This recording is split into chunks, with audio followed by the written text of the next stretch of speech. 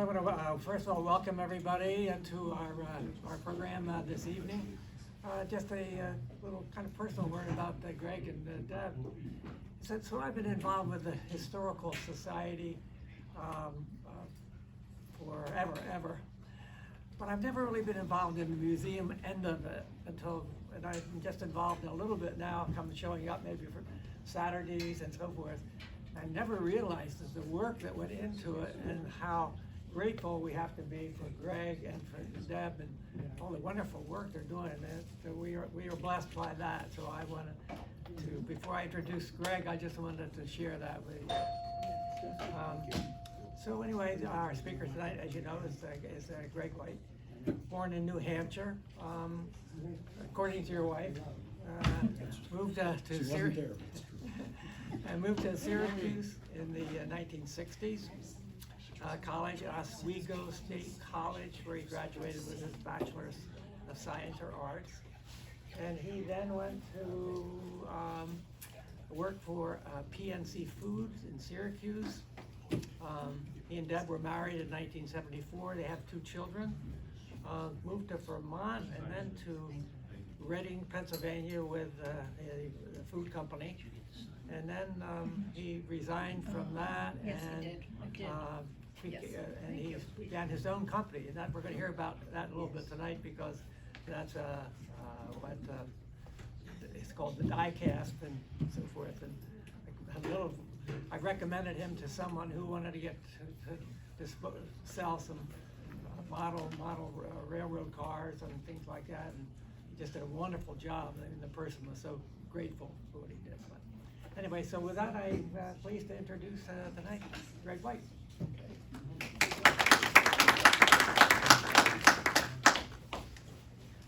Good evening.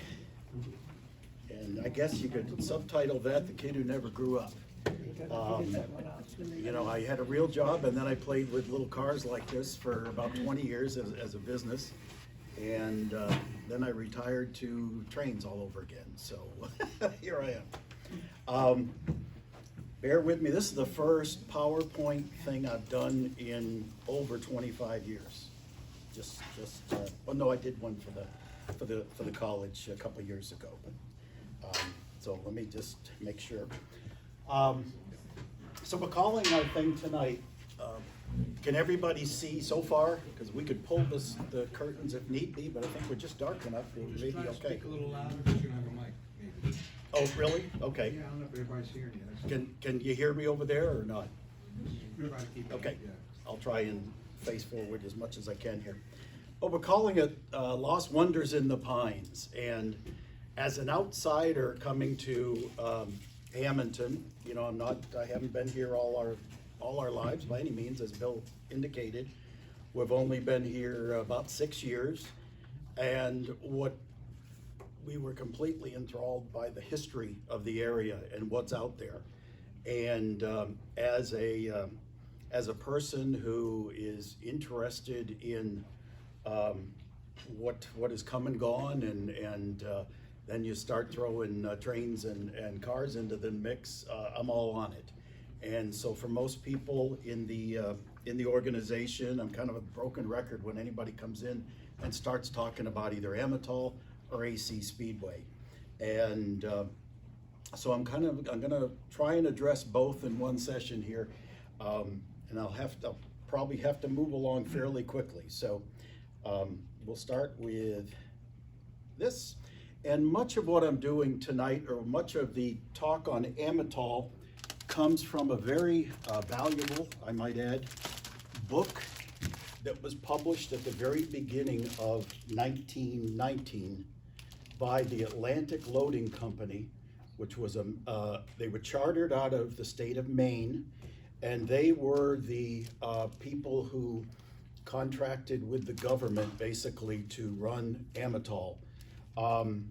And this book, and if you read through it, you'll see some of the slides here. There's over 150 pages here. But this book really, you can tell very early on that it was written by the company to pat themselves on the back, if you will, for doing this incredible job in putting this place together in a matter of months. And literally, both of the common theme for both these things tonight is they were built in a matter of months and then gone almost overnight in the total scheme of things. So obviously the Great War was underway, and the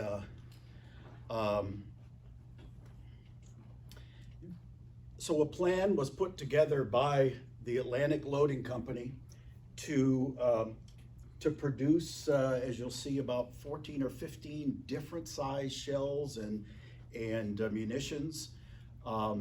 Everything was very focused. Each line was dedicated to something else with a little bit of crossover just in case there was a problem. But this was the plan that was presented to the government, if you will, for this. All of the people involved in this operation were very well seasoned, either financial people or production people. They were very accomplished individuals who headed up the operation. Right in through the, and I gotta do a little bit of cheat sheeting because I can't even read what's up there. But it gets a little complicated here, where both rail lines come through here. What is now the Pennsylvania is here, and what we used to know as the Reading line, and they changed names about every 5 years, it seemed, between the two of them. But in 1918, they were both running parallel to Atlantic City, and they both came in. You can see where this junction comes into the plant, and right here, they could come in. If they were bringing in coal for the heating operation, they would bring it in here. It was a huge coal operation. If they were going into the plant, then they would, delivering supplies, they could come all the way around on this loop of railroad, and almost all the buildings in this whole complex were served by rail sidings. There were 50 miles of railroad within this complex, okay? Now, for reference, the old Highway Patrol barracks is that little tiny little white dot right there in the lower left-hand corner, okay? And that was the administration building, as you'll see, for the plant operation. So that was the nerve center, that big building that is one of the last remnants of Amatol. And so the trains would come in, they go right by the administration building, and they'd either be directed here or up into some of the, there were some storage warehouses up in this area, and right up in here, these are various warehouses. Oh no, excuse me, that's TNT, forget that. This other one, and I don't know what I'm doing wrong here, but I hate these things. Right here, there were some general warehouses. But anyways, they would deliver the product, and they would go into these various production facilities, and then the finished product ultimately would come out the other end, and then this is where the ammonia, ammonium nitrate was stored over here. No small secret that is kind of over on the edge in case it goes. And this is TNT right up in here. This is TNT Storage. Look how far these buildings are separated, okay? Each one of those buildings could wipe Hammonton off the map if it blew up, probably, okay, when it was full. The part of the operation was, this is the town of Amatol. This is over in the Elwood area where the ball fields are. If you go to the back of those, if you go to the back and to the left with a kind of sandy road, people used to ride dirt bikes and stuff back there and still do probably, you'll run right into the center of the of this complex, what used to be there, okay? In fact, there's supposedly, I don't know if it's still there or not, but there was a concrete footing in the middle of the sand pit that was the water tower for the town, okay? So that's the general layout. The total acreage of the plant was 6,000 acres, for the whole complex, I should say. The plant itself was about 2,550 acres, it says here, and the acreage of town was 350. And they cleared 1,600 of the 25 for the plant. So there were a few trees that were still there in both places. You'll see as we come along a little further, it's not completely flat. Now here's where it gets really interesting. I mentioned before, there are 50 miles of railroads that service just Amatol between switching, and they ran a commuter railroad back and forth from the town to the plant on the half hour. And so they had 10 locomotives and 30 passenger cars just to service the town, okay? The whole complex was envisioned to be operating with about 20,000 people. Now at the time, Hammonton, for instance, population was about 7,500. It was about 7,000, okay? So this was 3 times the size, or could have been 3 times the size of Hammonton. As it turns out, because the war ended relatively soon thereafter, the best estimate is probably around 10,000 people working there. It gets into all kinds of stuff here. The length of the fences. How much fence? There was 750,000 gallons of water supply. There was 200 miles of lighting and power wire in the plant. Here's the biggie that really brings this thing home. There was over 1,000 structures in this operation. 1,000, okay? And now all you see is woods and foundations for the most part. There were, between guardhouses, sentry boxes, searchlights, there was 130 of those. There were 642 plant structures. These are in the manufacturing area that were devoted just to that cause. Town structures, there were 465, and loading buildings, 122. So actually, if you add the, if you add those up, there's your 1107. The rest are kind of subcategories of those. So you get the picture. This thing was huge.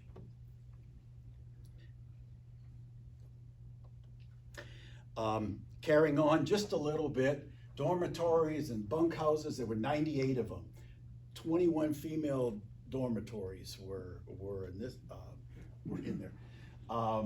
There were all sorts of houses and all kinds of tents also. There were many temporary places too. And it just goes on and on. I think we probably covered it.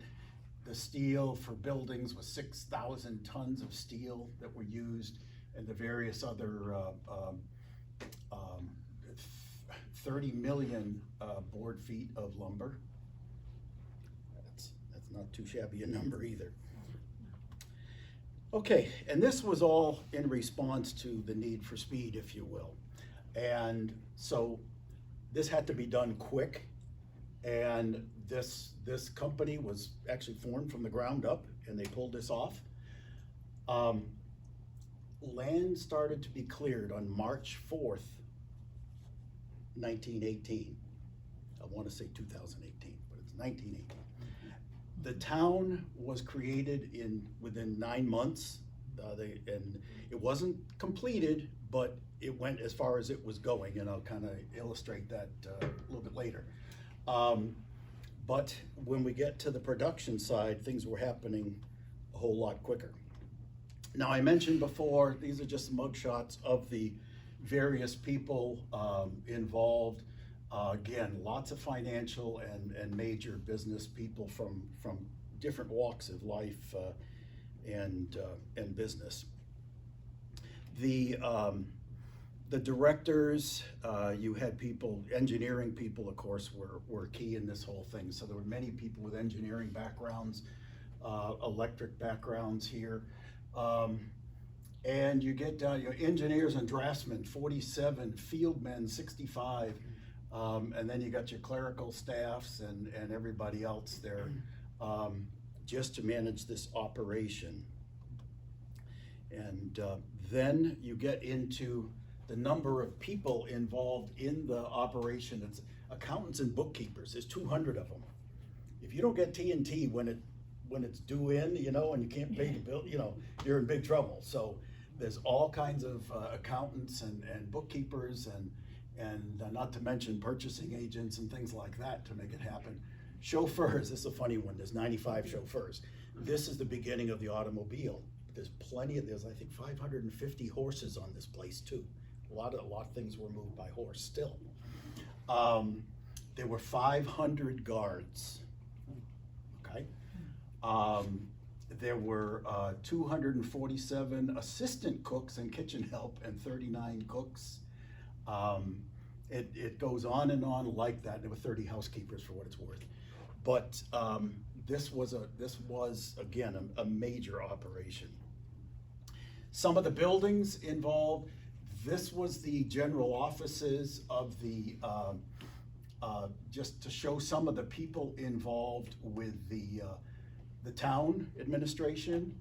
And then this is in front of the state police building, if you will, for the plant administration on the right side, and some interior shots, but there was probably not an empty seat in the house there. It was so full.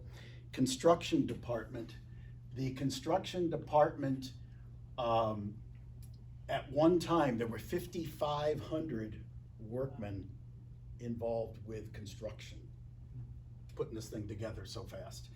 And in addition to 1,600 enlisted men, they didn't have enough people. So they had enlisted men come and help out also. That was a whole camp unto itself. Production. I mentioned there's 14 or 15, and I was thinking it was 14, but now it looks like more than that. These are all the different ammunition and shell sizes that they produced. And this just gives the weight of each one, like this 10-inch, 510 pounds per shell, okay? And it goes from small to large.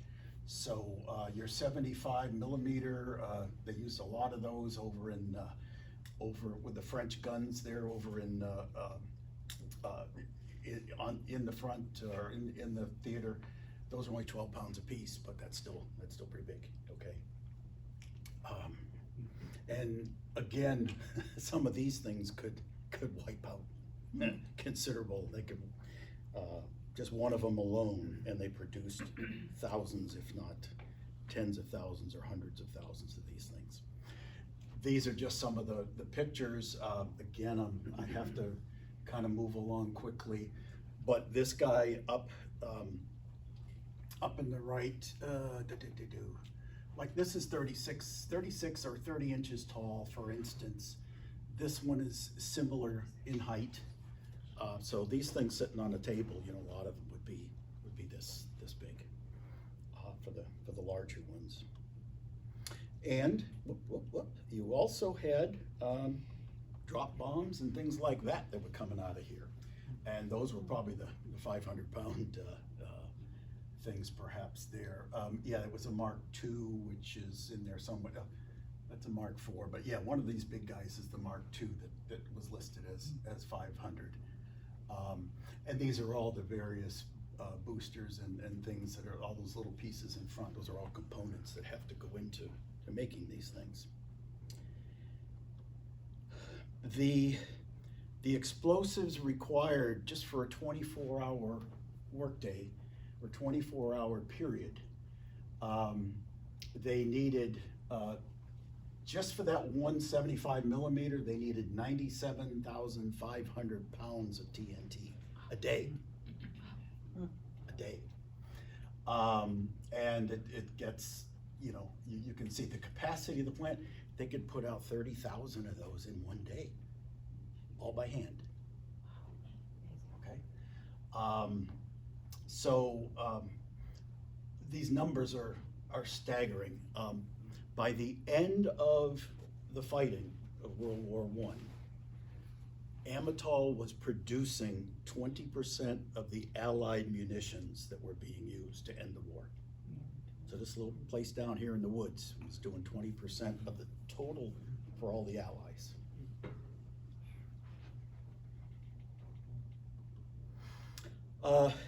The process, and I'm no technical person at all on this kind of thing, but we'll talk about this 75 millimeter thing. I'll take you a little more in depth there. But just to prepare one shell, you got to receive it, clean it, shellac it so it won't corrode, and it'll hold up a little better.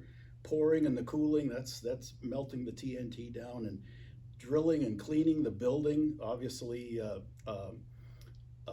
assembly, packing, shipping, empty box and container storage, cartridge case storage building, smokeless, filling building, ammonium nitrate crushing and drying building, ammonium nitrate storage, obviously TNT, smokeless storage, primer magazine and booster mag. All those things have to be done to pull off making one shell over the course of its production. Here are just some plant office buildings, again drawing your attention to the administration building of the plant, being what we know as the State Police Barracks building. There it was in its prime, and there's the dirt road that led into it at that time. All the roads in here were pretty much dirt or gravel. So this was, before so many modern things came along. The 75 millimeter plant alone, this is just one little piece of that web of things. The materials would come in here, get offloaded. There's ammonium nitrate would be unloaded there, and again on the other side, this was receiving and cleaning of the shells and things coming in. And then everything kind of comes together as it goes down the line. Most of these lines were gravity-fed conveyors. Most of the buildings had conveyors going through it that so everything was kind of going along, and with the ultimate goal of getting out to the loading dock to go into storage or to go directly out. So I could dwell on this a lot, but it's a very complex thing, and that's just for one size of ammunition right there.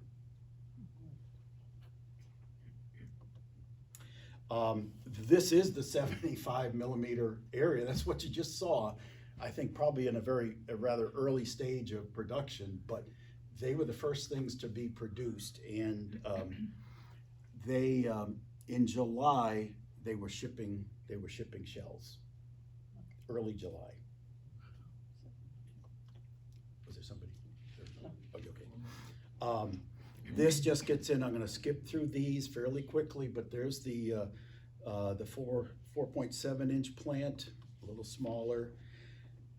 This is the 4.7 inch plant area, and you will see throughout this, anything in production, most of these buildings were built with tapering sides that go out. Anybody who's been back in the woods, the 6 structures that are within the area of the track right now, they all have those sloped sides. And then they typically used steel, rather almost delicate, as you see, rather these preformed steel things that they could make a normal roof. And they didn't get, I didn't see a specific reference, but everybody said it was pretty much, what do you call the like aluminum roofs, that. Trusses. What? Trusses? No, the roof itself. Corrugated? Yeah, kind of like corrugated, yeah, whatever it's galvanized or whatever that's made out of. But the whole purpose of this was, if there's an explosion, everything goes up, okay? So that's why you have the thick bases on most of these buildings that are in critical areas. They blow the roof to kingdom come, but the building would probably still stand, and the people inside of it have some degree of survivability versus a fully contained thing where you just, like that, from the impact, from the concussion. Do you know if they ever had an explosion? They never had any serious accidents. The paper only reported a couple of people hospitalized, and it was nothing. Wow, They that's never amazing. had, and yet, and I'm kind of getting off just things I've heard now, but I think it was about 10 years later, there was an act of sabotage on the New Jersey side, and somebody may know more about this. Please jump in. But anyway, somebody blew up a whole train load. You guys ought to know about that. They blew up a train load of munitions on the New Jersey side, and it blew out windows in Brooklyn. Oh my God.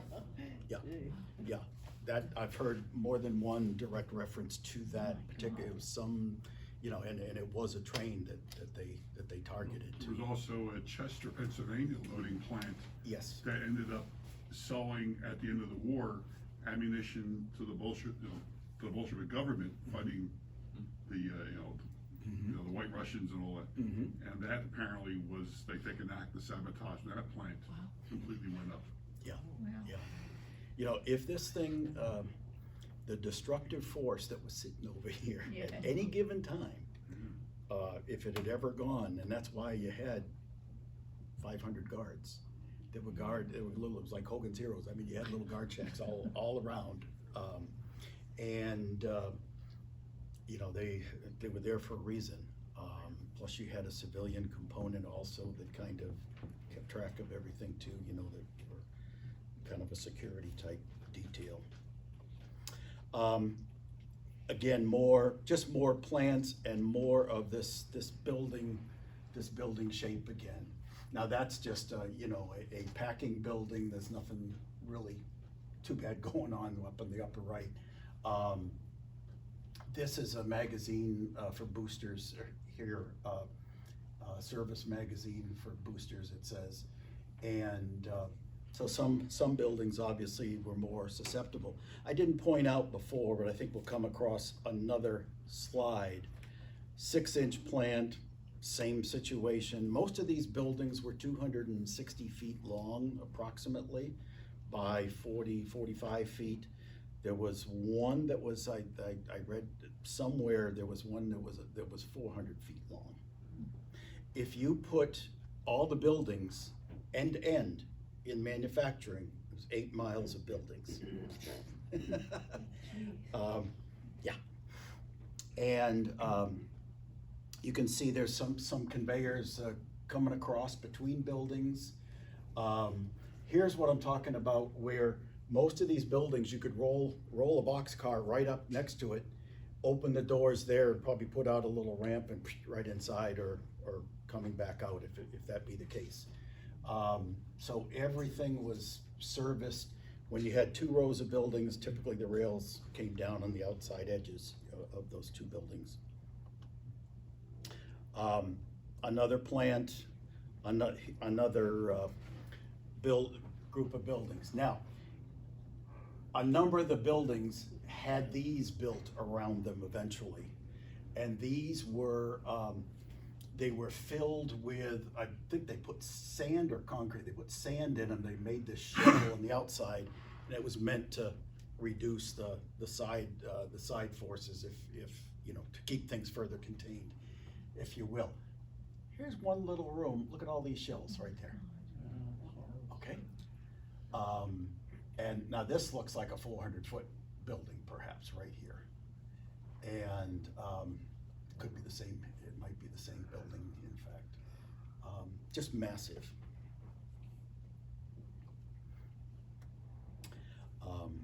This is hand grenade plant. And then you did rifle grenades also. So there were a couple different forms of grenades being produced in various places. This is the booster plant.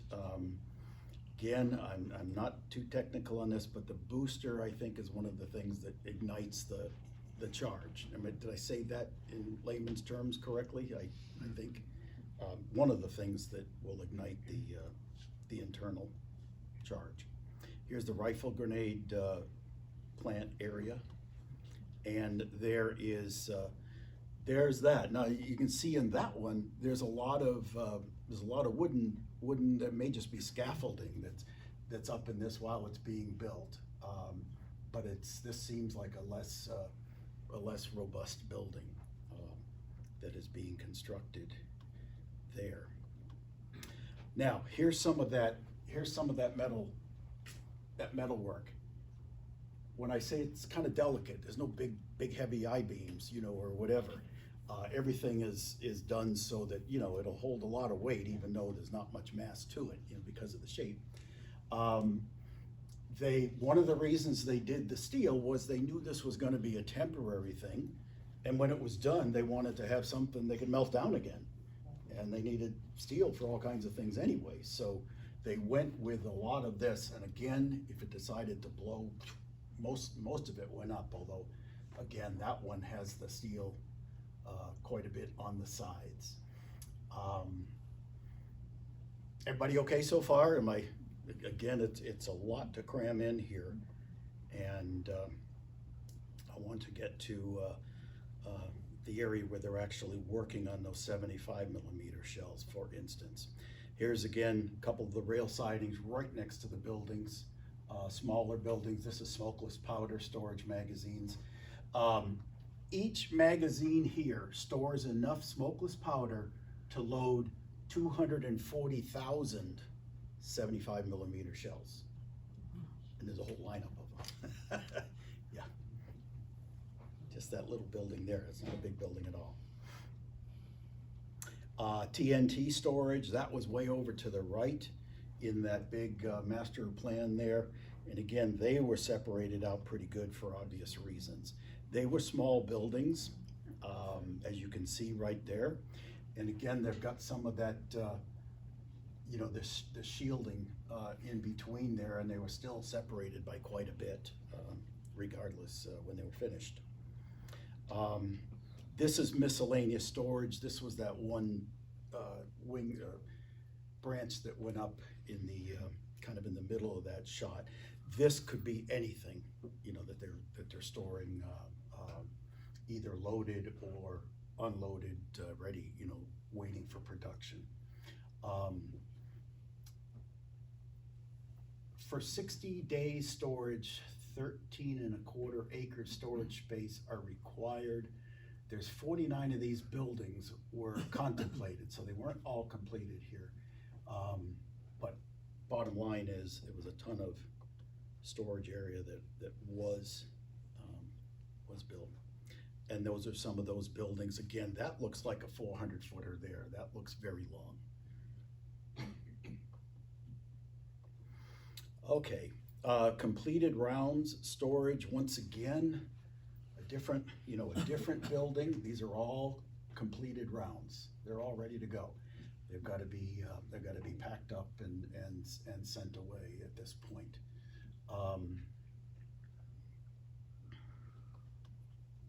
Here's the diagram of the steel that I was talking about. There's really not much to it, but all these little sections go together, and they were pretty much cookie cutter things so that they could use in pretty much standard dimensions over and over and over again in different configured buildings. These are just some of those buildings, more storage. Now, TNT can be very nasty. TNT can give you headaches. It can, I forget all of them now. It can give you headaches. It can give you stroke. And what's the other thing? Anyways, bad stuff. Mm-hmm. So we have here the men's dressing room, and the ladies' dressing room. Building, whatever. When you come to work in the morning, you come in your civilian clothes. you go into the dressing buildings, and you are confronted with all sorts of little ropes hanging down from the ceilings. See all these things? And there's more of them over here too, a little harder to see. The men took showers communally, I guess is the word.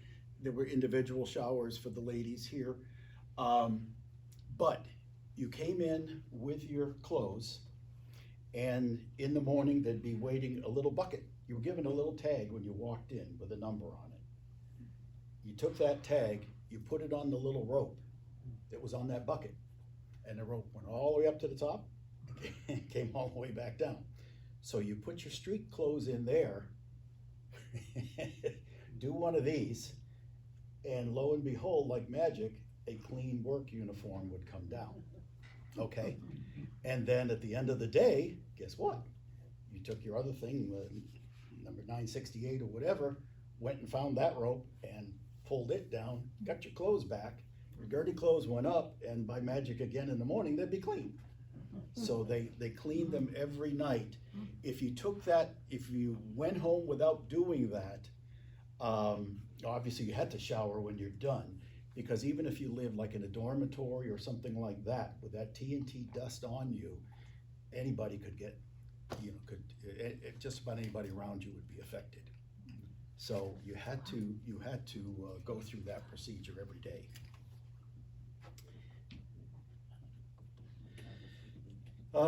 Loading a 75 millimeter shell.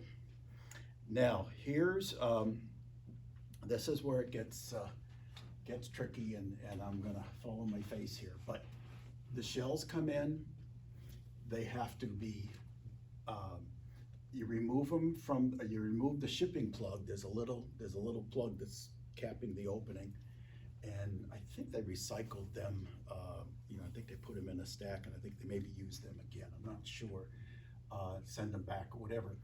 Then you had to go through and you had to wash all the casings. You had to clean them, because there's packing oil on them, machining oil, I should say. Then this is preheating. You don't want to be fooling around with this stuff with a cold shell and you're going to put molten TNT in it, okay? So you got to kind of warm them up, and then right here, if you can look real close, there are little rubber cones that they would put on the assembly line there. They would put these rubber cones into the shell, and then in another area, another room, they'd be melting down, I think it's 800 pounds of TNT at a time. They'd be going from a solid state to a liquid state. And then the little TNT guys would come with little buckets of TNT, and they'd pour into these things with the funnels. And they'd fill them up essentially basically to the top of the funnel was the general rule. And as they cooled and as it solidified, it would kind of come back down, it would shrink, if you will. And then at the end, they would knock that rubber cone off. And they would take those cones, and being rubber, they'd probably just squeeze them or whatever, and the TNT would fall out. They'd melt that down and do the next batch with part of it. But they had to cool at then they went to the cooling, there's the cooling room. From that liquid state there, or when they poured that in, they'd bring them there and they'd gradually bring the temperature down. If you did it too quick, they would crack, the TNT would crack, and if you, the example that Mark Maxwell used a few years ago was, if you then shot that out of a cannon, or whatever, just like the Harlem Globetrotters when they put the lead shot in the basketball, it's gonna go, blub, blub, blub, it's not gonna go straight. It's gonna get out of whack and start going off thing. So it's very important that you bring that down and keep that load very consistent. And we'll get into more consistency tests here. Then you get into, all right, we filled that thing up. Now we gotta put a booster in it. So what do you gotta do? You gotta drill a hole in the TNT. You gotta auger down and pull more TNT powder out, and so that you can get the booster in. I think the booster, I don't think it doesn't fill the full circumference of that hole. So I think the hole that they drill, I think, is a smaller diameter in there. But anyways, they've gotta drill it out. Then you have to remove that TNT. And then this little guy over here, oh, he's putting the boosters in, that's right. Then, before he puts the booster in, these ladies here are gauging each of the shells. So they're putting a little thing in to make sure it's exactly 3 inches deep or whatever. And if it's short drilled, then you're not gonna get the booster all the way in, because it's not gonna wanna turn down. So they'd have to send those back if they weren't correct. And then at the end, zoning. This is where they weigh each and every shell to see if it's at spec weight. Let's just say it's supposed to be 50 pounds. And you have some that are 50 pounds, 4 ounces. Well, that's not gonna go as far as a 50 pounder would. You know, that's gonna be zone whatever, meaning it's gonna be a little bit shorter. So when you shoot it, don't expect it that the same distance as you would, you know, shoot a 50 pounder. Likewise, if it's short weight, you're gonna overshoot your target. So all that has to be factored in, and they code the shells so that they know this, you know, if someone's really trying to zero in on something, they better use the same size shell to get there, you know, the same zone markings, otherwise they're gonna be just shooting all over. The loading then, here's the cartons, they're filling though, receiving cartridge cases. Okay, those are just, you know, they're coming in, and then here they're putting in the primers. I should have said on that booster, before you can put that booster in, after you had drilled it, you've got to clean the threads so the thing will go in. So somebody has to clean those little threads before it went in. Then all the other, and again, it's impossible to read even from where I'm standing, but they eventually pack it all up, and here they're checking the smokeless powder charge for some of these things, you know, before loading. Okay, the last, or one of the last, here is,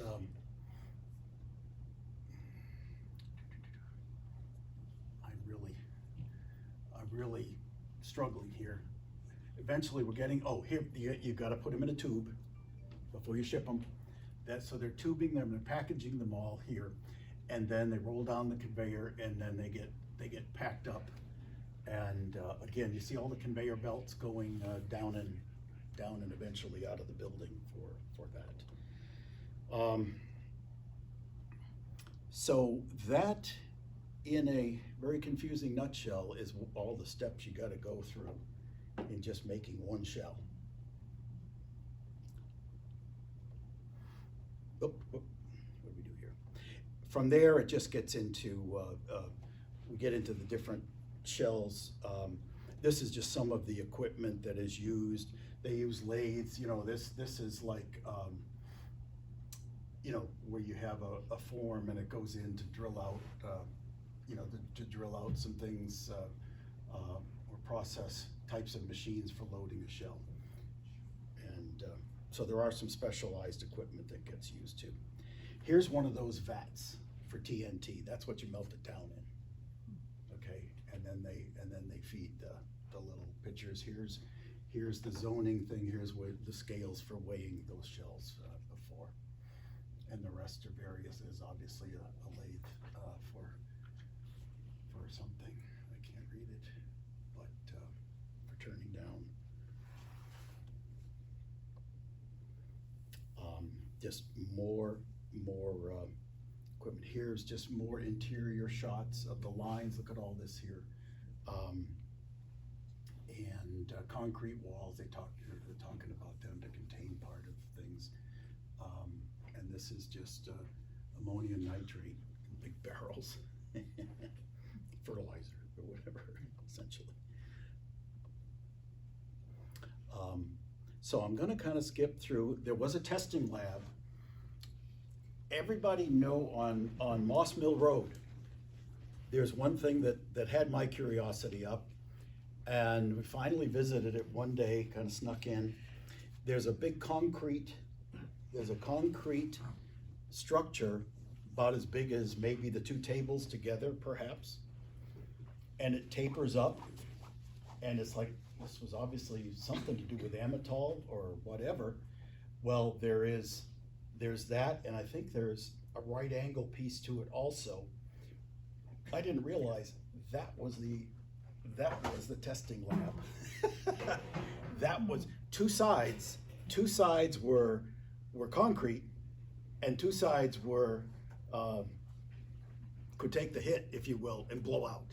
So that's the remains of this lab where you see some of these people working.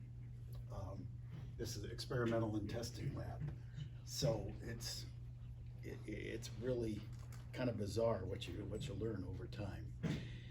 Now you have to feed all these people. These are the plant restaurants and mess halls, and these were divided up throughout the camp, and I will get to other ones. Fire protection. There was a full fire brigade. On that map the big map, there's little lines that go down in between all the buildings, and there were water lines and fire hydrants everywhere in the event of fire throughout the whole complex. So, but they did have rolling equipment also. Plant civilian guards. I don't really know how this works, if these were true civilians or not, but there was a whole, there were 500 people devoted to this function, like you see along the top there. And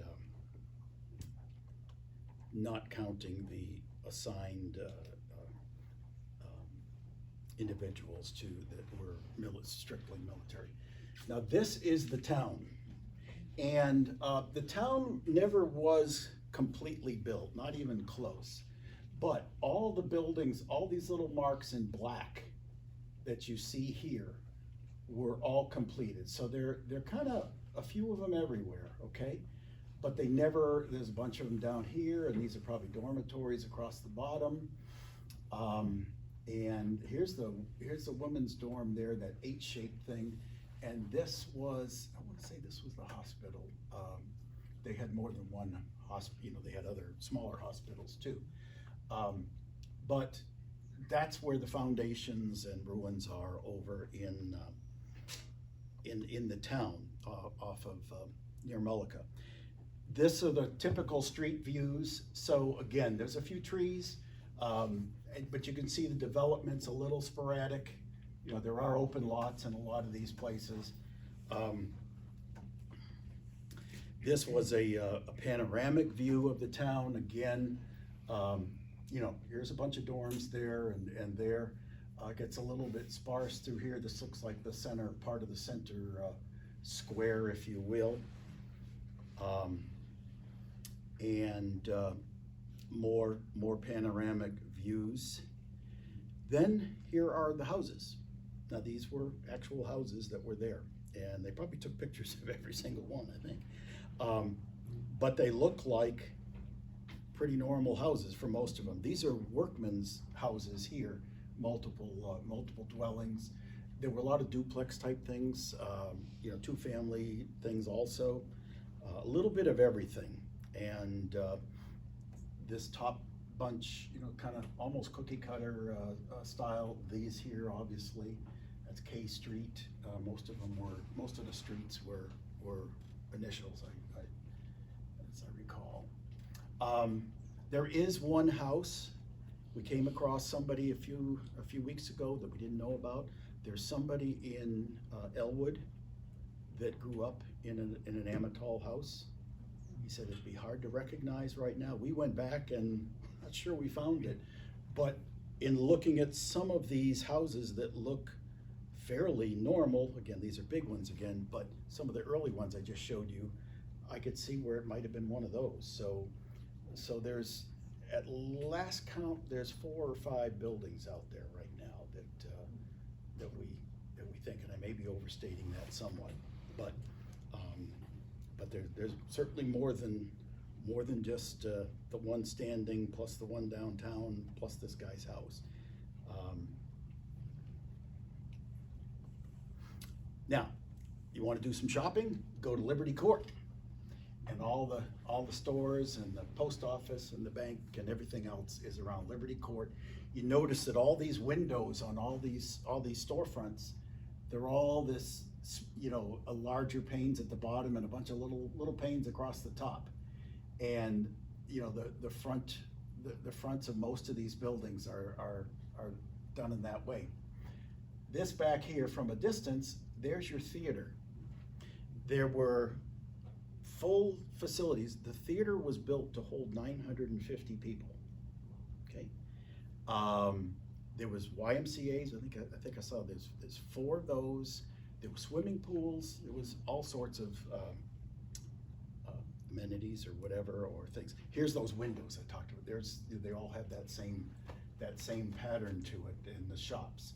This is men's furnishings. There's a jewelry shop, smoke shop, and these were just a bunch of little shops there, and so it was pretty varied. There's the theater right in the middle, and again, here is the I think they called it the vaudeville stage.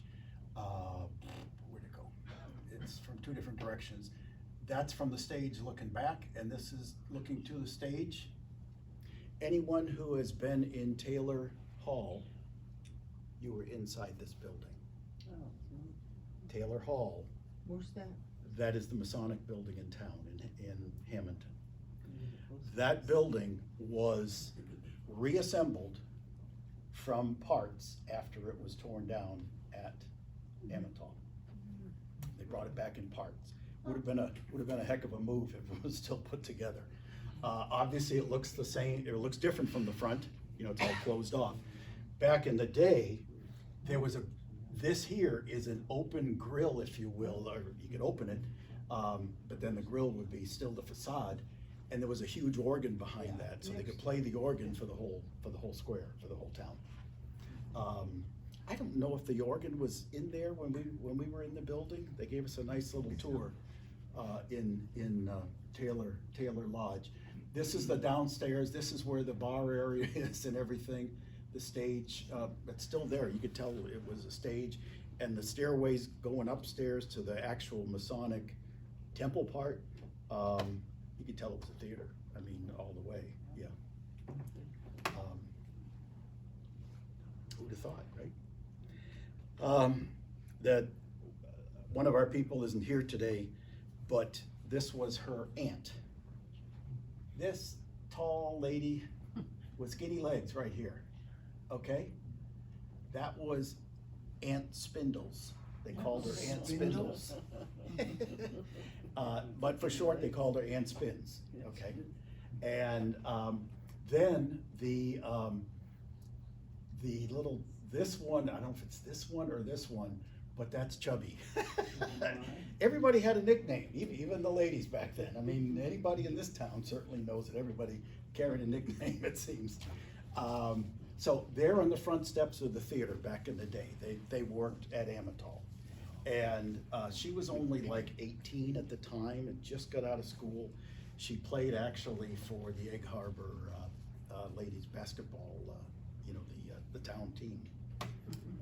She was 5'10". I don't know if I said that, but yeah. This is town restaurants and mess halls. There's 18 places to eat in town. Okay. And this is the, there's the big cafeteria, which we don't have that's the main entrance. That was designed to feed 6,000 people a day. Okay. I think it's actually, no. 6,000 people an hour. So in other words, they could do breakfast, lunch, and dinner, 6,000 people, and get them out to work. And typical recreation facilities, these are some of the things I just meant. There were pool halls, swimming pools. The one in the upper right is a swimming pool building. This was a lounge and some sort of pavilion in there. This was a billiard hall. Town warehouses, not too exciting, but mostly just to show again the size of some of these things. This is just on the town side. This could be bringing food in, for the cooks, whatever. A lot of the buildings, the areas, let's say between the concrete and whatever is up there, for the roof or whatever, a lot of it was done in this wire mesh with almost like a stucco type mixture. So it was, I suppose if you ran into it, you'd probably crack it open. I'm not sure how thick it was, but a lot of it was for the sake of time and for the sake of disposing of it later, was built out of this this mesh like this, and then this they put some wire stays here just to keep it straight, and then eventually put a finish coat on it, like plaster, but there wasn't a wall underneath it as we would normally do in a house even. Okay, this is Town Administration Building. Again, that's just the counterpart to the State Police Building, just various offices and things. Women's dormitories, it's probably the fanciest one in the whole place, but anyways, they look like they had normal facilities, and nice, they got rugs and stuff, and at least in one of them for the photo. That was men's dormitory. Typical interior workmen's houses, these would be some of the houses look just very normal to the rest of us. Recreational activities, again, it shows the swimming pool, the billiard hall is there, and then New Year's party in the women's dormitory, and this is the open house at somebody's place. They're all dressed up kind of goofy though. It looks like they got Santa hats on almost right there. Obviously a party. Preparation for food. They could, various menu, single day of up to about, I think it says 18,000 meals, which would equate to that 6,000 thing, times 3. So they had full out butcher area and everything. This is that cafeteria for 6,000. Look at all the tables. So they just crank them through. It was just amazing how large that would be. And this, when you look at this building here, this is just one of these. So, it goes beyond. There's the center section, and then you got another thing sticking out here. You're kind of looking at it in this direction. It's massive. Gotta have pigs. There was 300 hogs were there. They ate the garbage. They, did all kinds of stuff and provided food too. This is the town police department. They had, regular civilian police, fire protection for the town. I think I jumped ahead a couple there, but Camp Doring. Camp Doring was 1,200 men were quartered during this construction of the storage buildings, magazines, roads, and railroad. So you had 1,200 workers just there alone in Camp Doring. Magnolia Camp, which is near Magnolia area, that one was for part of this camp. Yeah, this thing here was built so it could be torn down, and then all the quarters, then what was left, the solid buildings, could be used then later for permanent quarters for the guards. So everything kind of had a ultimate goal in mind. There's Camp Doring again. This one, Camp Alco, they needed to get electrical connection, 66,000 volt electrical connection. So they hooked up with New Jersey Electric at the time, and they had to put down 30 miles of underground cable. So this camp kind of moved, moved down the line to work on that cable. So therefore it's all tents. That was the ultimate hookup, was the station there. And substations, very typical, but two major areas there. Whoop. What do you do when you got railroad lines running all over the place? Well, to get from heat from the steam plant, to get it from this building to that building or whatever, you got to go up and over and back down again. So all these little structures and this little artful thing right there got it done, but they had to go upwards with it to. That's an expansion. Yeah, that too. Because Yeah. of the great heat. Yeah, Pipes are going to expand, and that gave it enough room to wiggle. That would allow it to do its thing just fine. Yep. This was the coal again. When you first came in, if you went to the right, past the administration building, there was a very large coal field area there. There's a plant. There's one of the trains with a couple gondolas there coming through, and a crane up there with a shovel on it. There is the railroad. There's the engine house was a full-size engine house. That was a good size one up on the right. You had little switch engines, and you had more with attached or separate tenders also for the bigger things too. But these are guards arriving to guard the TNT section within the plant. They had trucks and things. They had a full garage and thing. 75 trucks and 95 passenger cars, but you also had 550 horses. Here's the garages for the trucks around the facility. I think that's the motor pool there, or the garage for it. And then inside here. It's still the relatively early days for reliable automobiles. Whoops. Uh-oh, I don't know what I did. Oh yeah, there it is. There's your stables. Again, 550 horses, and they were actually scattered. Some of them came up the road, I guess, up Whitehorse to go to work, or either Whitehorse or one of the other roads, because they weren't all together. But there's stables at Camp Magnolia, for instance, so they were kind of spread around a bit to where they were needed. Water supply system, we touched on that a little bit, but again, well over 1 million gallons of daily water was available. Full sewage treatment, sewage facility. Okay,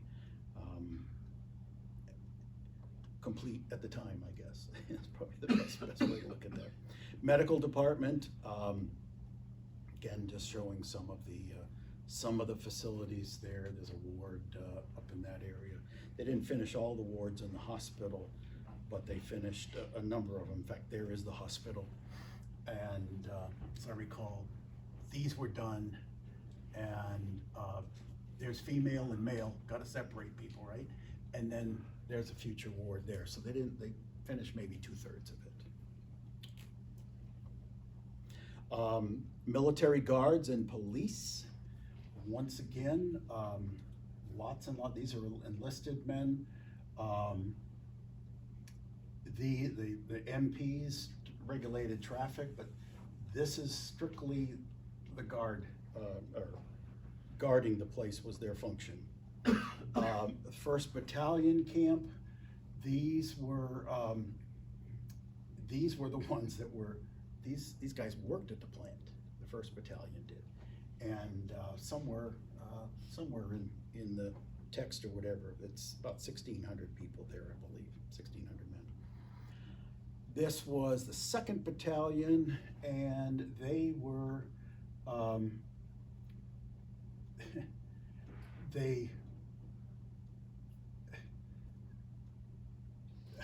I'm not sure what they did. It says here, every facility, okay, I forget now. Oh, they did a lot of the mess hall stuff, that's right, yeah. 3,000 meals a day. And then 3rd Battalion, that was 3,800 enlisted men were stationed at Camp Amatol to assist in overcoming the shortage of civilian labor. So they were also put into, they actually worked in the plant too. So following the agreement, the armistice in 1918, within 2 years, the plant was closed and the town was deserted. And I think for a short time there, I heard at one point there was only like 2 people guarding the whole place. And then within 5 years, it was demolished. And again, only a handful of buildings remain in the area. Everybody okay up to there? You want to go into the Speedway? It's 8:05. It's 8:05? Well, I'll do it real quick. Everybody okay with it if I go into it? Want a 5-minute break?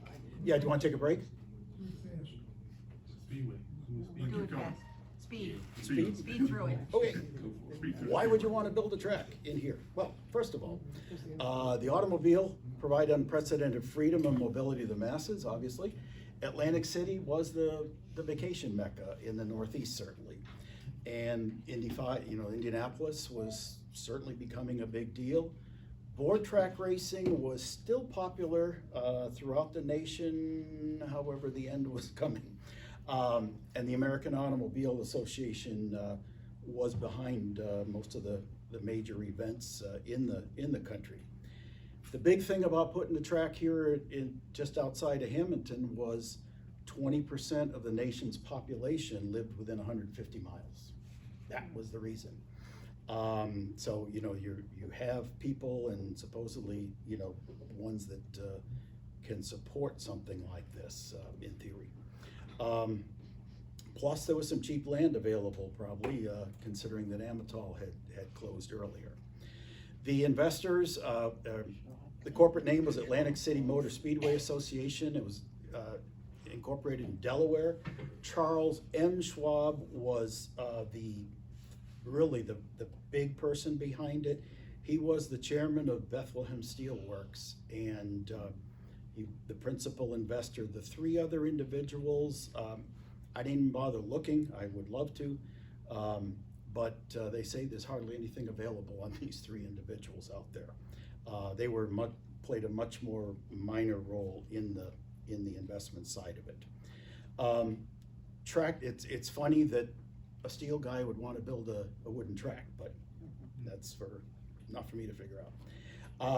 Track design and construction, Art Pillsbury was the designer out of the West Coast, and Jack Prince, who started with bicycle velodromes, and it also worked with Pillsbury together for many tracks. Together, I think together they did, I believe, the 2 of them, 10 tracks combined, or as a team. And this was obviously one of the last that they did, but they did most everything on the West Coast. Now, this was just a newspaper article from December 29th of 1925, and I love how they called him Charlie Schwab. But anyways, at least to the editor, he was Charlie, not Charles. The facility, touch this thing and it moves. Facility, 1.5 miles in length, 45-degree banking, that's insane. When you figure Daytona, Talladega, they're all in that 32, 33 range for those 2 tracks, and the other ones are far less than that. This was 45 degrees at its angle. 50-foot wide racing surface. There was a considerable apron down below. And if you walk through the woods right now, follow that track around, or if you did in years past, you are basically walking on the apron. So when you're going through the corners, imagine looking up probably 30 feet in the air and seeing this car go by at 100 and through the corners, 140 miles an hour, way up there, okay? You're standing down here and the track is, again, 30 feet higher. If you do that little loop around, you will see a berm that's probably out there about 60 feet or so, where all the vertical supports were to hold that thing up in the air. So you're just walking this little thing around where everything ended at the bottom. Okay.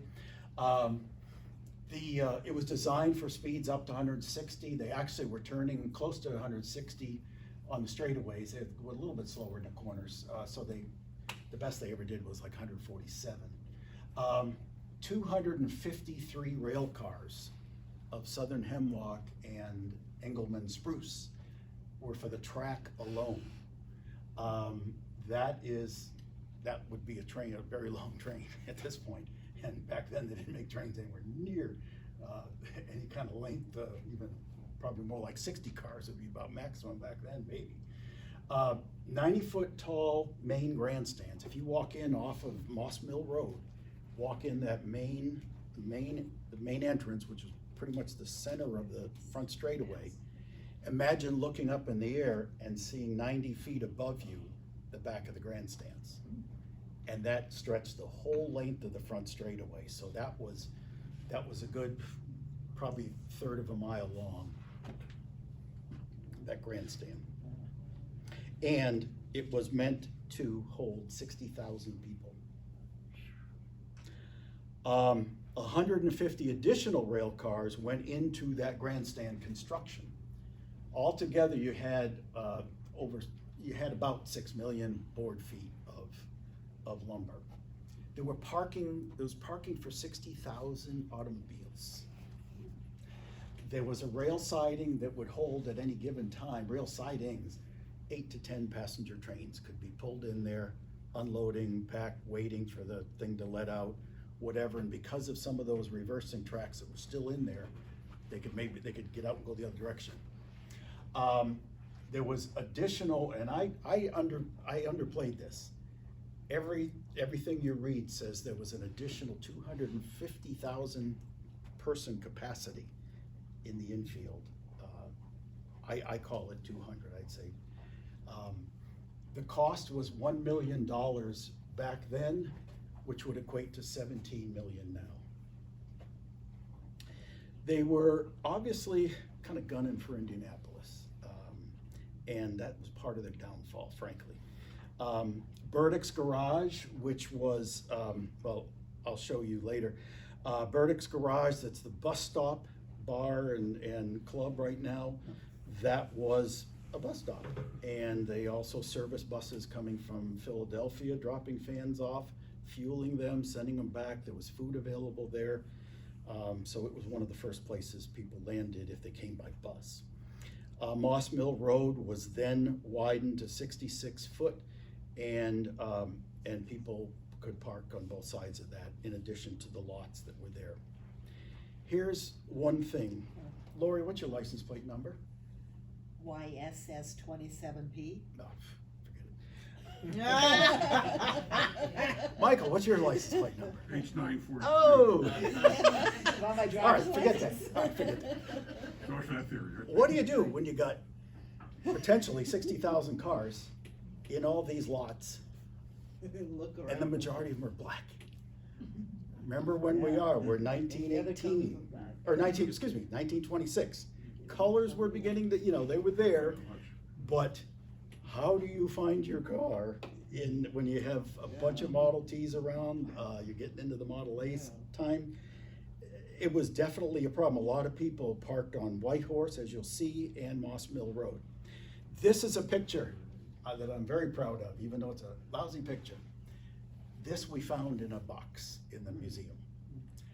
These are the boards being stacked up all the way along through turns 3 and 4, coming down the front straightaway. Here's the stands being built, okay? And these are all spotted for the construction workers. All these boards were laid on end. So every time you lay a board, you're gaining 2 inches of track going across with these 10-foot boards. So it take you all day just to probably lay one stack of boards. This gentleman who snuck out there and took these pictures was there. This has got to be the initial testing of the track. All the junk lumber is still there. There's one car, there's nobody in the infield.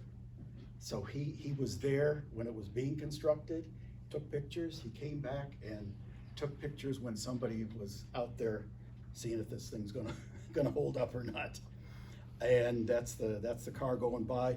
The scoreboard isn't even done yet. See, they're still either painting it or they haven't put all the lumber on it yet. You see how it's white, but then going across, actually that may be where the numbers eventually will go, but there's a guy up there working on it as we speak in that picture. So these are priceless, and they were just sitting there. This is what you went through to make that banking. So again, all these boards, and there was a trick to it. You kind of tapered them in, but these guys are working their way up to at this end of the track. And the guardrail will be put up there, and then they'll chop some of the tops off of all those verticals, whatever they don't need. Construction, here we go again. Construction began February 15th, 1926, and it was completed April 28th, 1926. So about 10 weeks start to finish. And opening day was May, should be May 1st. I didn't put the 1 They in. invented red tape. The what? It was before they invented Oh, yeah, red tape. yeah. Tell me about it. Yeah. Okay, so opening day, May 26th. You have all these, they're hyping this thing for the very first race. How to get to Speedway, New Jersey by motor. It gives you some directions. I'll show you a cute little map here in a little bit. 20 world famous drivers. Now, what was you want GPS or you want that? You want this little map to get you down to this little place outside of Hammonton down here. That's from Philadelphia down or Atlantic City. Yeah, that'll get me there. All roads lead to Hammonton, it says. Here's the overhead, and this is nice because there's all the scarring still there from Amatol 10 years earlier. So, same thing, there you go, the other ones are out here. And you can see where that track is located. Someone was asking about that earlier, right smack in the middle of the production buildings. Right there.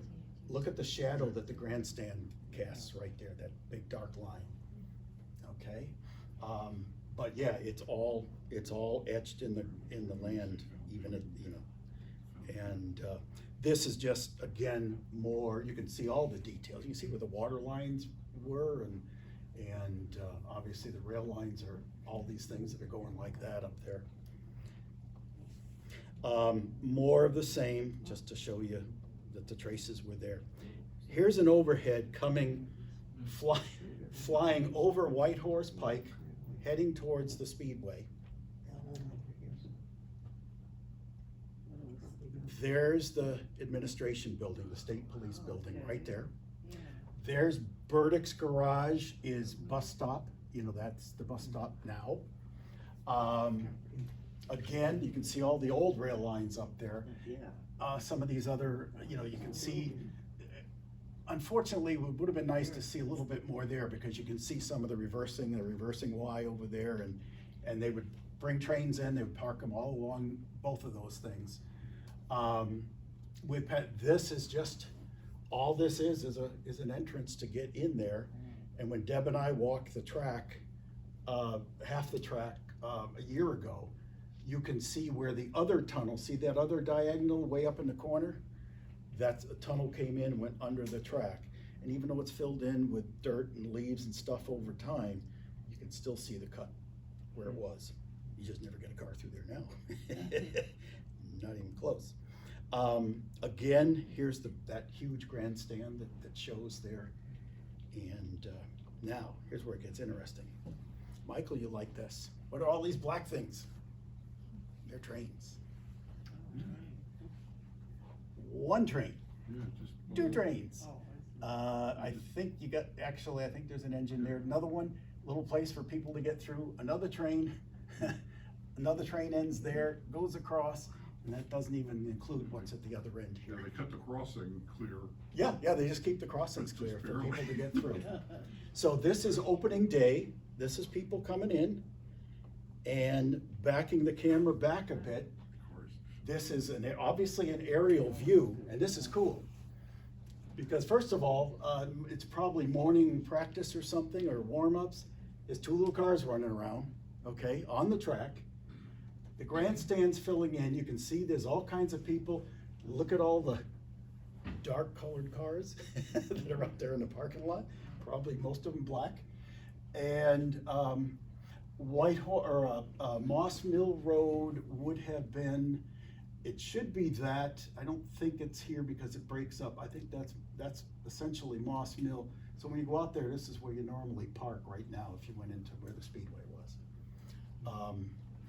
And all those lines up top, I gotta believe, those hash marks, that's probably where those camps were set up. A lot of those camps with tents and everything, and they had access roads going in, for the construction workers and things. This is just more of the same, but again, just shows you the parking. You can see them backing up on Whitehorse up there. All the cars, both sides of the street, on Whitehorse. And then you have Whitehorse.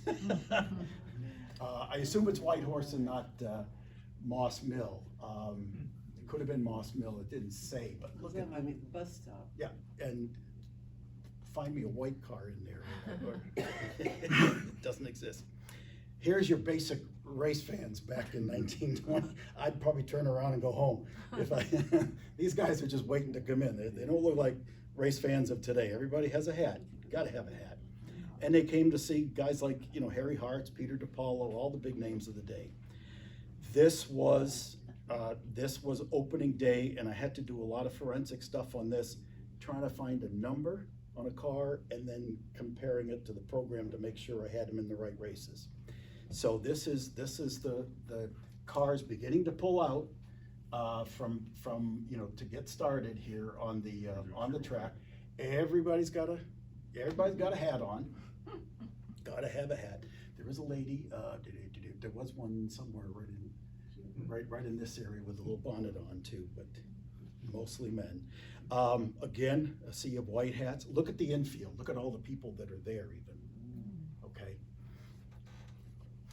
A little bit smoky sometimes as they pull away.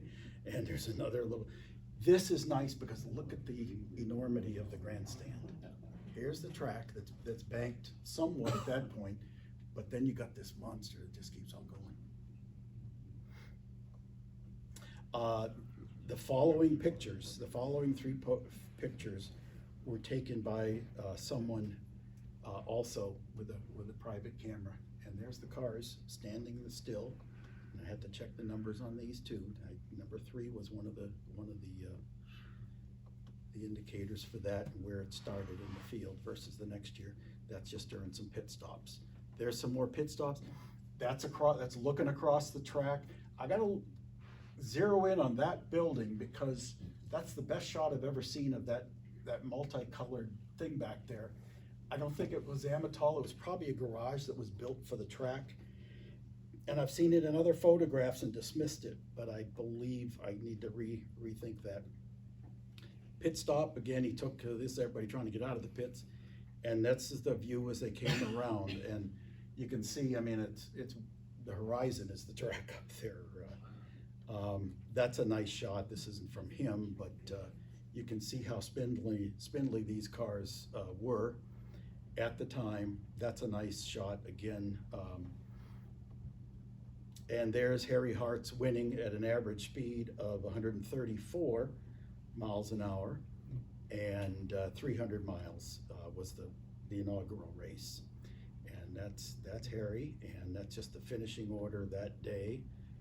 And there's Happy Harry there too. So they say here in the paper, six auto distance records were set that day, and they say 80,000 people were at the track that day. And that's about as good as it got, was the first day.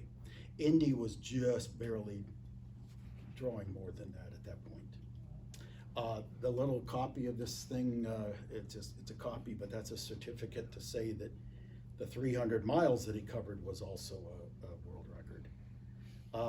Then you had, they did the July events. I'll scroll through here. More of the same, shorter races in July, and they started introducing some other events to it. That's a great picture, but that's from the July race. And that number 12 car sitting right down there is that first car in line right over here. Okay. And that's the only car, I used to sell that kind of thing as well as all kinds of cars.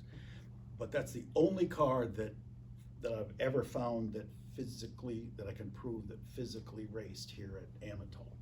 Most of it, they're all done for Indy, obviously, so, but this came here too. And there's number 12 coming by. He actually went out and was going for a record also, just on a one lap type run. Stock car races, they started introducing those. They were cheaper to get into, only $1.30 for this one. Oh no, that's the time. 1.30, that's 1:30 apparently. That's how they did it, daylight time it says. But they were cheaper than the big guys. And they promoted that. Also, this is where the automobile companies started jumping on this whole thing and bragging about what they had done.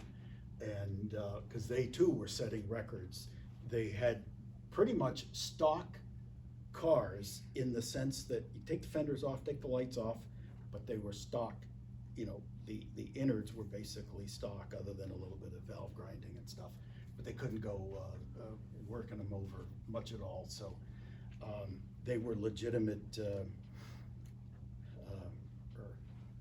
They were records in their own right, if you will. Studebaker with the Commander Studebaker jumped all over it. Auburn also jumped over it. This is an accident. This is about the only accident that I've ever really heard about on this track. In spite of looking at the car, the guy just like broke his collarbone or something. And there was a riding mechanic also. So the two of them had nothing real serious injuries, but he hit the wall and then came down here. But I don't know where the body went. The body of the car, it's gone. And then you had little races for little 4-cylinder. That's a little 4-cylinder Dodge. So they had different classes. And again, that was stock, but with the fenders removed. Now here's where it gets fun.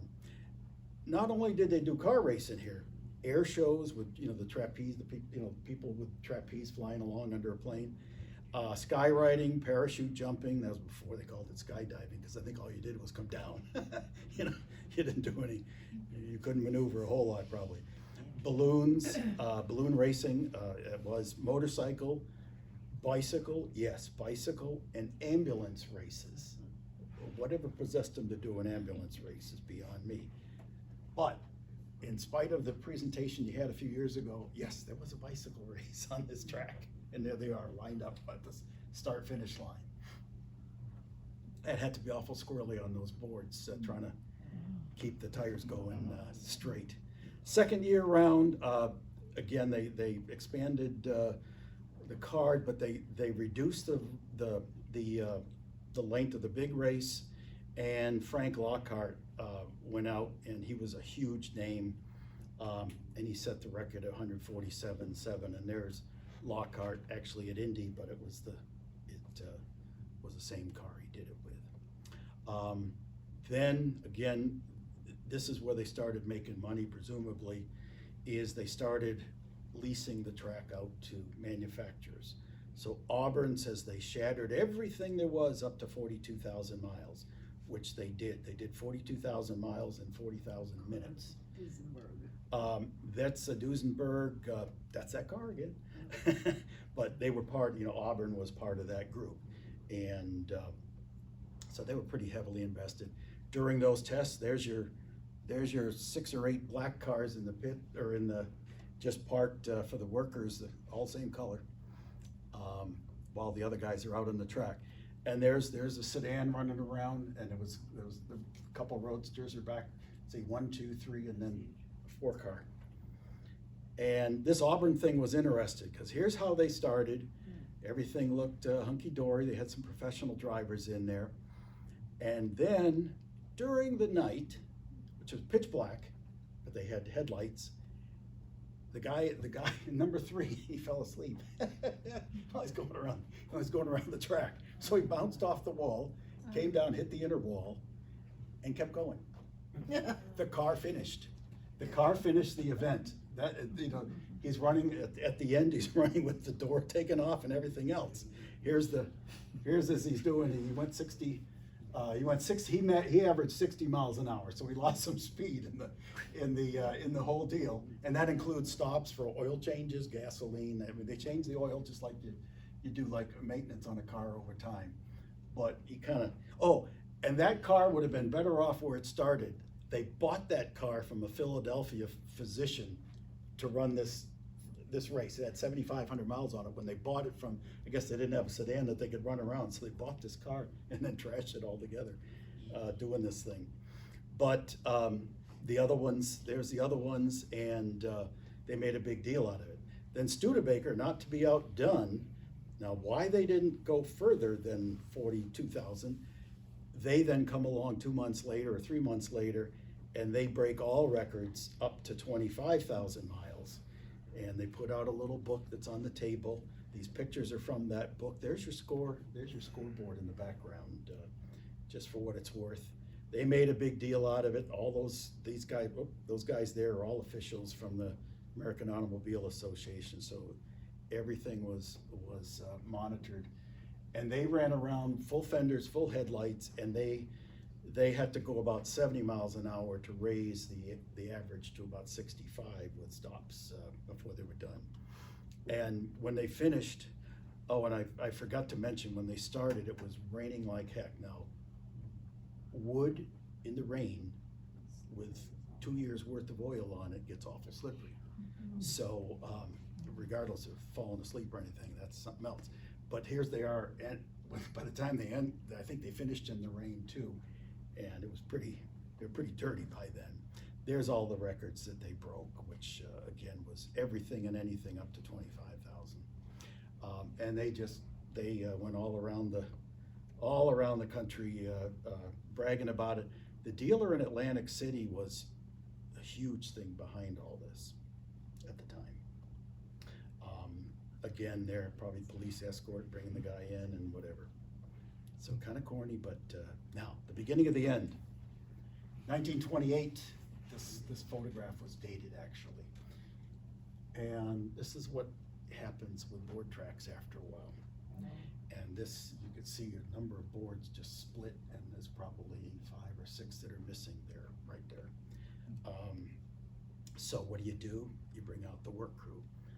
You nailed all these things together, now you gotta pull them all apart and then replace the boards.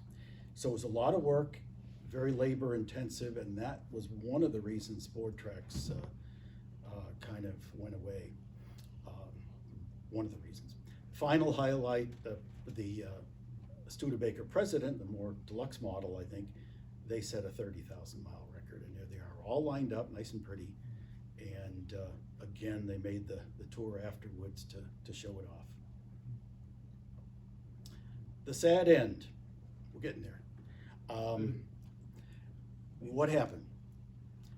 The entry fee, or the entry fields were relatively small. I think they were going after Indianapolis, and they made the mistake of scheduling their first race and their premier event at the beginning of May. Many of these teams were from the West Coast. So they're gonna come all the way from Los Angeles area typically, all the way, they're gonna go 2,500 miles out to Atlantic City, when the event at Indy, which was then the whole month, essentially, you get established the first week, then you go through practice, qualifying, all that kind of stuff. It's much more compressed now. But anyways, they lost a lot of the big names because they didn't want to be 2,500 miles from home if something happened. And they got to go all the way back across the country and then come back again to Indy, and they'd lose all that. So they struggled to pull all the big names. Spectator attendance, I think they were probably going for more, but when you consider that $4.20 to $15.40 for grandstand ticket, when some of these people are making, what, 75 cents an hour, $1 an hour maybe? That's a lot of money, a lot of change. Passenger train traffic, as we know, was dropping off significantly in the 20s because people had automobiles now, and they were finding other places to go, you know? Let's go to the waterfall for the weekend. Let's go here, there, see Aunt Josie or whatever. And board tracks were falling out of favor by then. There was a public outcry for increased safety because there were deaths. There were on a lot of the shorter tracks, especially out west, and Altoona was Altoona was quite the city, but they had a similar track but shorter, and it took its toll on a few. And then even the AAA withdrew from sanctioning by 1931. The Great Depression was right around the corner, and most people were feeling it already in 1931 or 1920, 28 when they tossed in the towel, essentially. And Charlie Schwab lost interest, plain and simple. And I think he got bored, and he knew that he probably had to spend another $250,000 to resurface the track with new lumber. So they closed for racing after 28, and there's at least 24 board tracks that were built around the country. There were probably some real small ones elsewhere. When AC Speedway closed, there were only 4 that remained in operation after that time. And by 1932, or the end of 31 to be specific, they were all gone by then. So it was the end of the era. But they did host 8 national events. The site was, I always get two for one here. The site was sold to General Aero Corporation in 29, because they wanted to build an international airport in that site. And the deal fell apart before they even demolished the track. So the track still sat there. And so in 1932, the association, or all the remaining assets were sold off at, I believe it was a sheriff's auction. And in 1933, the demolition began, and they sold lumber, not loomer, by the way.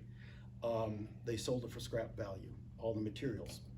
1933, Hammonton Fire Department came in and set it on fire and had some fun. They used it for practice fires.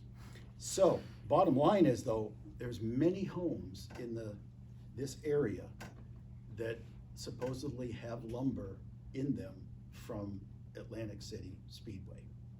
How do you tell? Look for nail holes going through the timbers this way, like on your floor joist. Look for something going that way. Yeah, a lot of it got out into house building in that era, in the area. This was just an article saying 100 people were put to work. Last bit of stuff. Today, of course, the cars are better than they ever were new. The cars are shiny as could be and over-restored and everything else. But a lot of these Millers and Duesenbergs are out there today, and it's kind of cool. You can still see the cars. This was 2006. You can still see some of the rail scars up further up there, the curvy ones. 2009, it's fading a little bit more, but clearly the track is still visible through the canopy. A year ago, real quick, here are some of the views. When you walk straight in across the track, I thought it was a hunter's shed or something, and all decorated and whatever, then I realized it was graffiti on Amatol buildings. This is the first set of buildings you come across. And again, you can see the construction, and they all 6 buildings that we came across could have been 3 pair. I don't really know how to interpret it quite yet, but they were all kind of built the same way. And again, they had those windows or loading areas. Jeez, touching it here, but it's very interesting. These pieces, these platforms, the pavement and the cement that you will find is very thin, came from these platforms in the back of a couple of these buildings. Little souvenirs, but tons of moss, more moss, same spot. Look at the difference in concrete work here. I think this, obviously, it got knocked over and this chunk came down. This would have been a window or something right there at the corner, or a doorway. I wouldn't have wanted to have been standing there when it came down. But you look at some of this concrete and you can see that it was built. The aggregate is very, there's a lot of aggregate in there. It's kind of cheap concrete, in my opinion, perhaps. Again, they were built very, very fast. This is right down between the buildings. There's nothing really there, and they're sloped to the inside on both sides. So I'm still trying to figure out which buildings they were. Then you look to your side. Some we were talking about how many buildings you've seen when you've been back there. We were standing by the graffiti ones, and took a few steps over, and it's like, is that a building over there? Another one? Sure enough, you can see it kind of blends in, and this is in early April, so the leaves haven't really come back yet. And we walk over there, and there's another whole set of buildings over there, same as the other ones. Wood trees growing up here, there, and everywhere through it.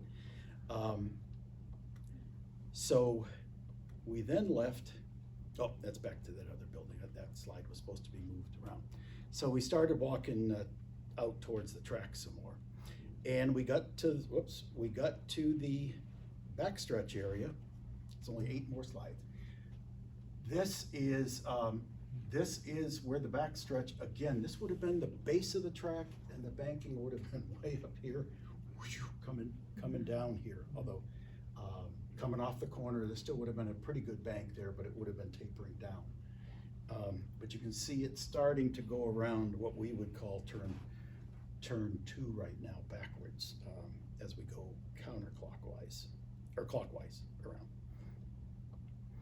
Go a little further, it's curving through the woods. Again, that berm where everything, that area where all the vertical posts were, would have been back here somewhere.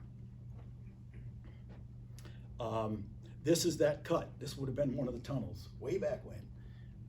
You can see here's the center of the track with the kind of cinders, where that path would have been.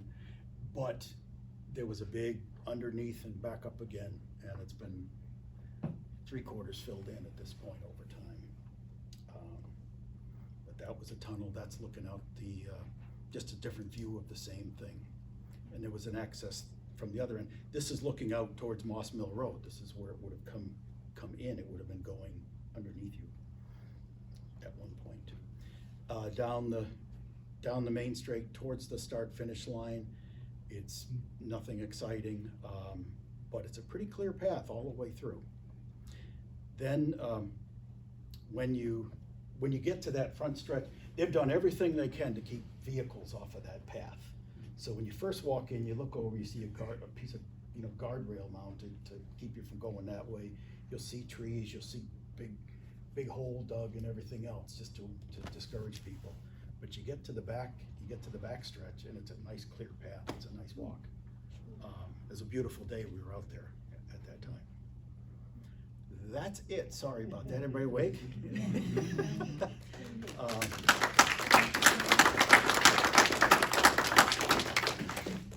I wasn't sure we could get through that. It's 256 or slides. Any questions at all? Yeah.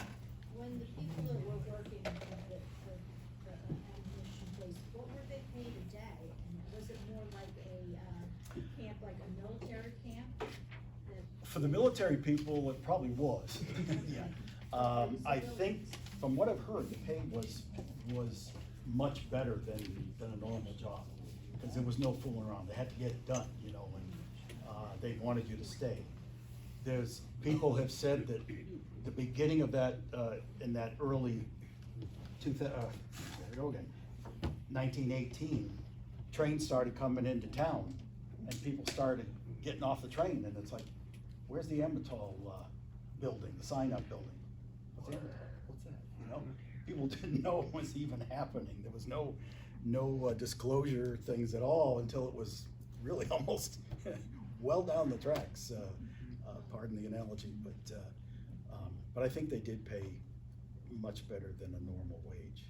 So it was basically, you worked there, they provided a place for you to live, Mhm. a place for you to eat. Now, were you charged to eat, or is that part of your pay? I don't know if it was like the company store type scenario. I don't know, and how that works. They could leave and go to Hammonton, or if they really wanted to get drunk, they could go to Egg Harbor City, because there were bars, I mean, there were beer makers. Somebody said there was like 90 some odd outlets down there where you could have beer or wine, you know. So if you wanted to have a good time, you went that way.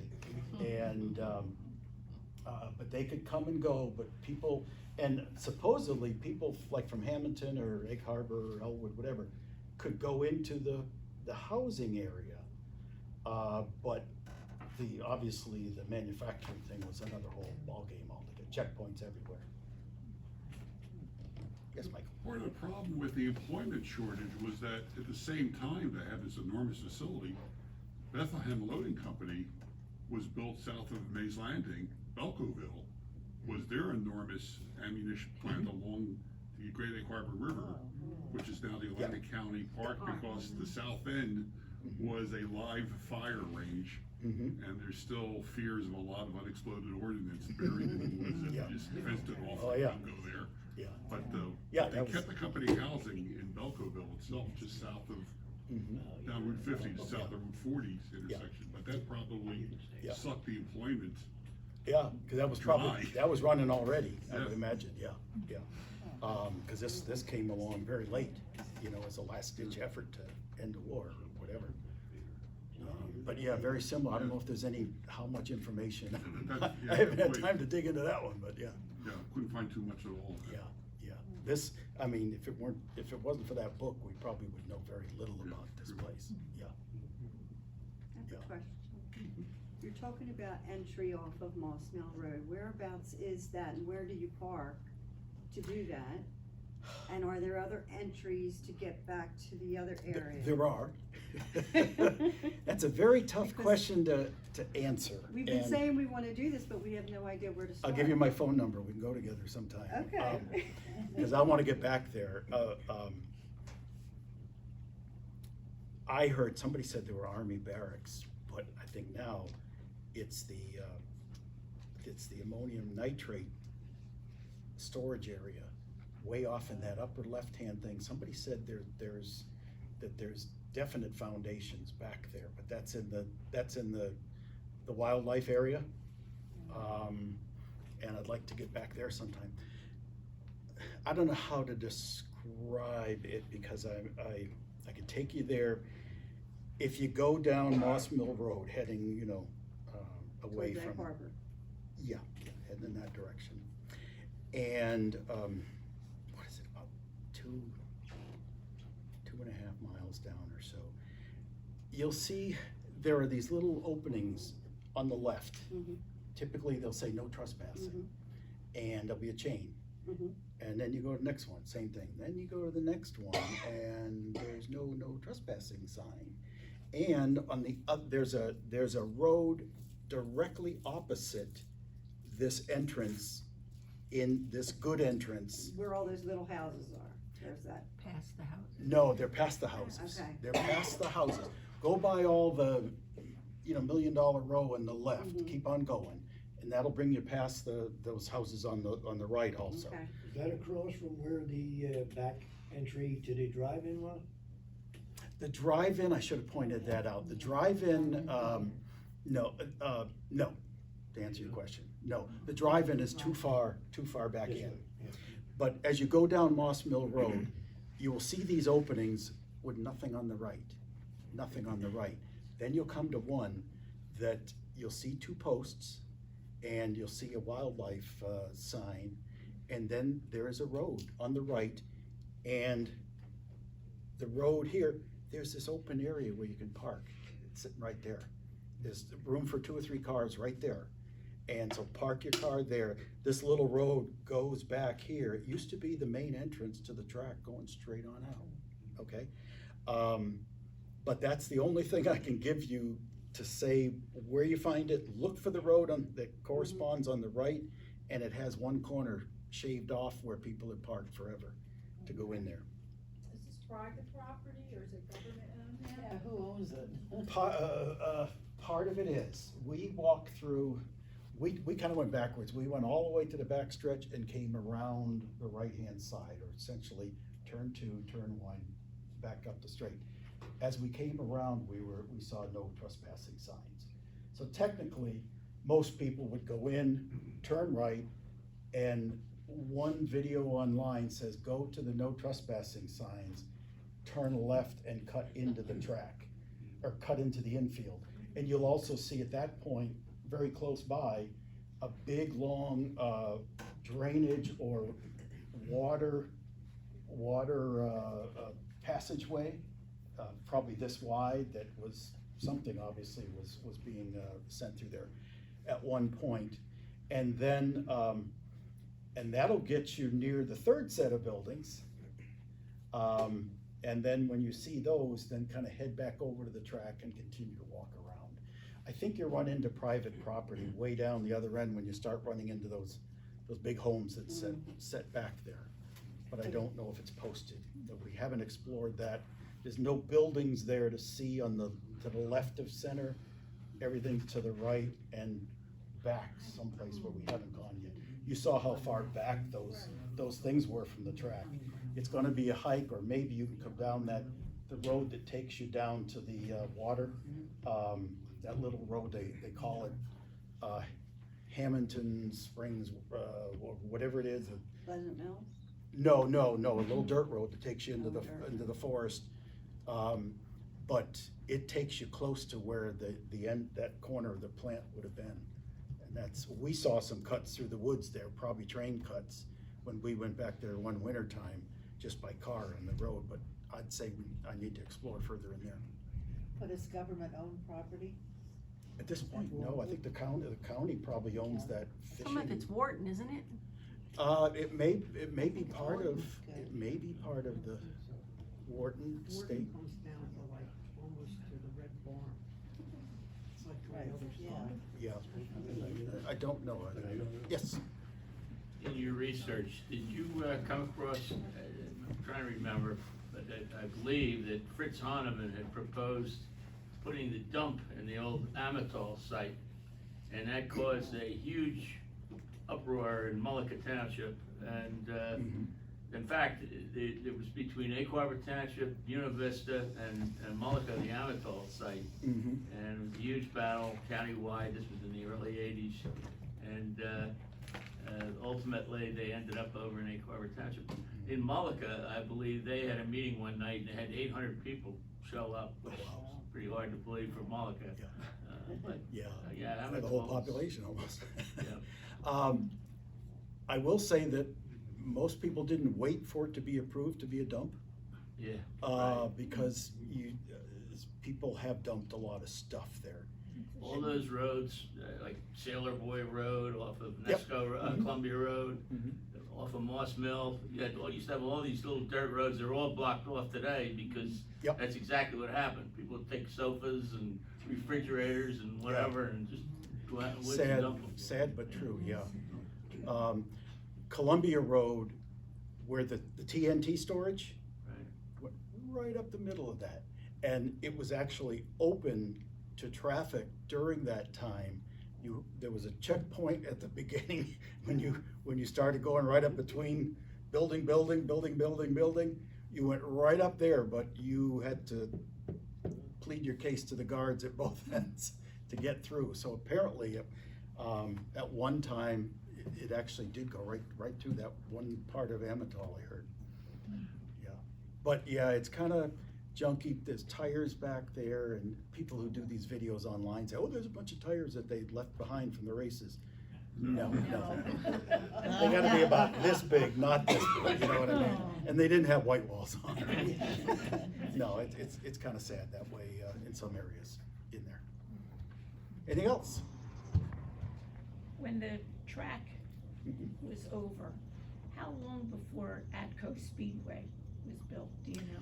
Oh geez, Atco Dragway, yeah, because that's just strictly straight line. Yeah, I know I read about Atco all the time as a kid in the '60s when I lived in. Early 50s. Yeah. Yeah, I'd suspect somewhere in the '50s. Yeah, that sounds The about oval right. track is still there.